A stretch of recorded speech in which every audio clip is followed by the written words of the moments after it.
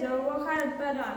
আমি এই প্ৰকল্পটো বনাইছোঁ কাৰণ আমাৰ বিদ্যালয়ৰ চৌপাশত বহুত ডাঙৰ ডাঙৰ গছ আছে, যাৰ পাত খৰি আমাৰ বিদ্যালয়ৰ চৌপাশ লেতেৰা হৈ থাকে।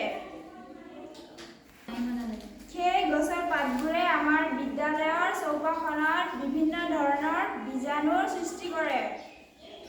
সেই বীজাণুৰে আমাৰ বিভিন্ন ধৰণৰ অসুখ হয়। বিদ্যালয়খন পৰিষ্কাৰকৈ কৰি ৰাখিবলৈ আমি এই প্ৰকল্পটো প্ৰস্তুত কৰিছোঁ। প্ৰকল্পটোত গছ-গছনিৰ পাতবোৰ ডাষ্টবিনত জমা কৰি সেই পাতবোৰ পচিবলৈ টেংকিত দিছোঁ আৰু কেঁচু দিছোঁ। আৰু সেই সাৰ পচি যোৱাৰ পিছত ফুলনি বাগিচাত আৰু গছ-গছনি ৰোপণত দিব পাৰিব।